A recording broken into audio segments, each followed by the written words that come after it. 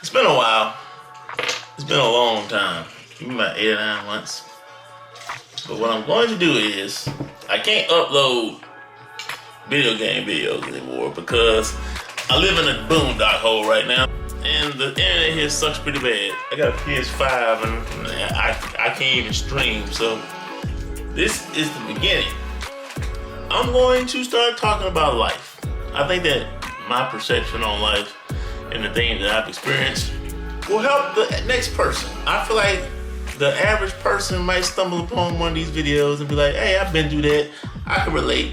And it's cool because I have a lot to talk about. So let's get started. I want to talk about confidence. Confidence. Have you ever worked on a certain particular craft in your life, right? You ever worked on, like, say for instance, a jump shot? I've gotten older. I'm about to be 32 years old. So as I was younger, I could drive to the rim and I could take bumps and get hit all the time. But as I've gotten older, my body's breaking down, so I can't take those hits. So I became a jump shooter. Me being 6, 7, 8, whatever you want to call it, yeah, I shoot a lot of threes now, and I shoot a lot of mid-range jumpers. But I perfected that craft of shooting. So when the average person that doesn't know me sees me shoot these shots, and I just so happen to miss one, they all go crazy. Oh my God, why are you shooting this shot? Why I want you to drive? Why won't you put your back to the basket? Because I'm confident enough to make that shot. I practice this shot. I can make that shot. You don't know that I can make that shot, but I know I can. Another example, you go to college and you go to be a lawyer, a doctor, or whatever you want to be. Hell, you can just be a well-seasoned vet in police work, law enforcement. And you go put in an application and they tell you, because this happened to me several times, and you got that bullshit email talking about something, thank you for considering us, but we decided to go a different direction. Mind you, the person you went to school with was in the same interview as you, and the only reason why they got that job is because you didn't look the part. I had a job at San Dimas Hospital in California. I never forget it. Mind you, it was a bunch of Hispanics that worked there. Cool. It was 3 people that interviewed. Cool. 2 Hispanics and me. When they told the Hispanic guys about the pay rate, they all left. I stayed because I didn't have a choice. And they gave me the job. But I promise you, soon, it was like a weekend. It was 2 weeks in. And they made up a bullshit lie on me saying that they caught me sleeping and I didn't see them catch me sleeping because I was sleeping. And I looked at them like, dude, I don't sleep on the job. I've never been asleep on any job I've been on. Like, I said, y'all making this up. Like, y'all gotta be making this up. And they're like, no, we saw you sleeping and we're gonna have to let you go. And I'm just looking like, no, like, this is not right. But as soon as I walked out the door, guess who was standing outside? He was standing outside. Guess who was standing outside? One of the guys that didn't want the job in the beginning. Cause guess what he realized? He ain't had no choice neither, so he wanted that job. So he called and got the job, and they fired me for nothing. Nothing. And it messed my head up because I started to think to myself, is there something wrong with me? Why can't I find a job? What is wrong with me? Because I came into that job confident, laughing, smiling. I had the supervisors laughing, and I told them about my experience working in the prison. I had 5 years of working in one of the worst prisons in America. So I can't be a security guard at a hospital? Like, come on, bro. I was confident. That word confident goes a long way. But no one likes a confident person unless they respect that person. Kobe Bryant shoots 1 million shots. He got the most missed field goals in NBA history, but they respect him. That's a terrible stat to claim, but no one talks about that because they like Kobe. Michael Jordan hosts up 1 million shots, but some dude in Chicago shoots an air ball and they criticize the shit out of that dude. No. Oh my goodness, Valentine, No. what a moment. Horrible shot. Who do you think you are, Steph Curry? Because they respect Steph Curry, so you can't do that, but Steph Curry can. Our minds are fucked up. Our minds are fucked up.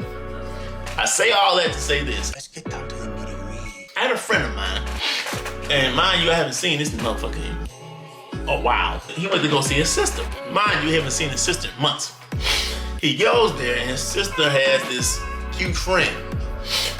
And he has his friend with him because his friend used to, you know, that everybody knows each other except that new girl that he never seen before. So he decides that he wants to see what's up with that girl.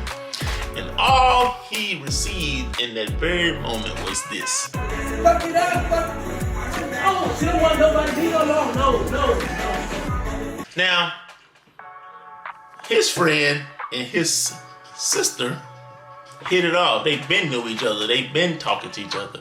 And my guy had no problem with that. He has no problem with anybody dealing with his sister because his sister is an adult. His sister is a grown woman and he can't tell his sister nothing. That's a woman. She makes her own decisions. He can't do nothing but respect that. And I respect him for that because that's as real as it can get. But his sister had a problem with him trying to get at her friend. And the first thing she told him, and this shit cracked me the fuck up. She said that my friend only dates pretty niggas.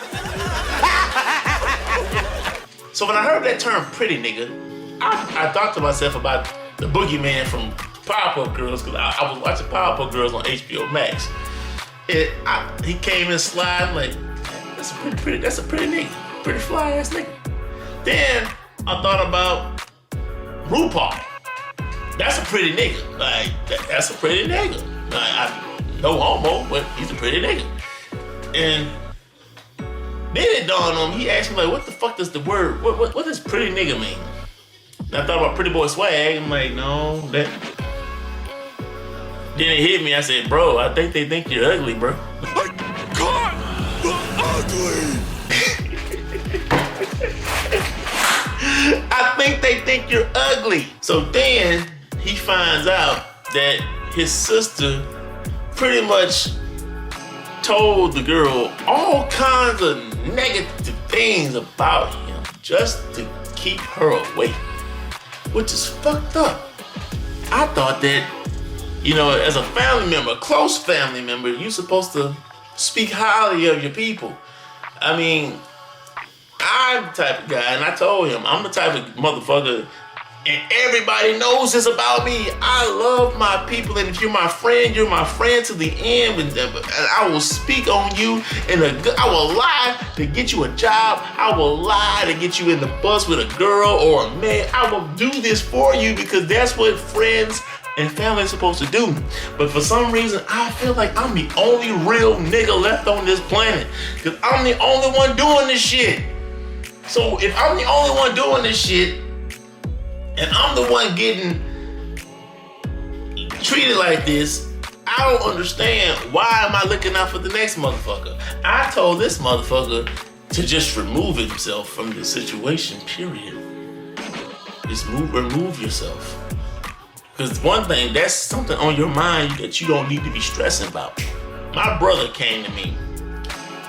And my brother came to me and told me, hey, this dude over here said that you a bitch.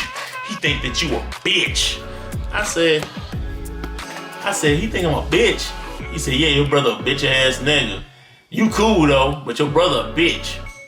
So I told my brother, I said, well, what did you tell him? My brother didn't say nothing to me, he just walks off.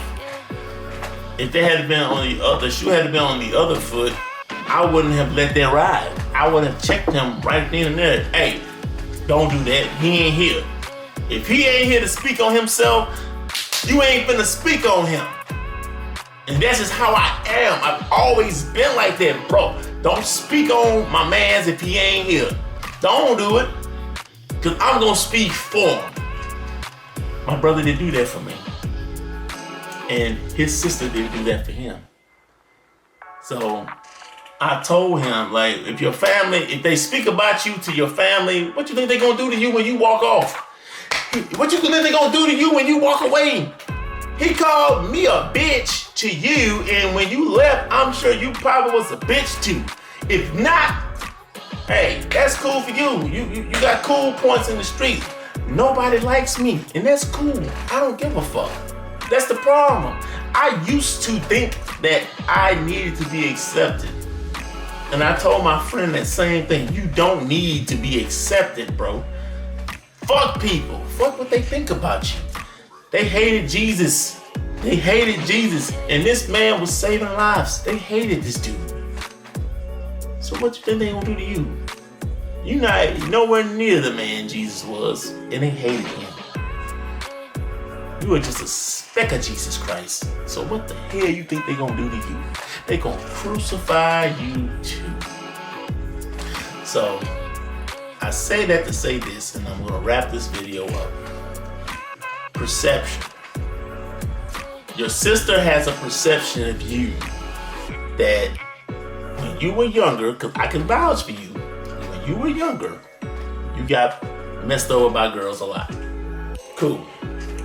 She told him that she thinks that her friend is gonna mess over him. But he's not the same guy he used to be. He's grown. He's developed.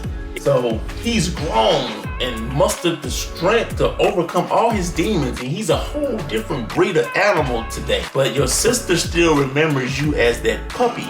That little puppy that used to get played a lot. That's all your sister sees. So the perception of you to her is that you're gonna get played by her friend. So she told her friend that, hey, you're gonna play him and it's gonna, but she's not gonna play you because you already know the game. You know what these women want nowadays. You're there. You're there, you know. And her excuse is that she's trying to protect you.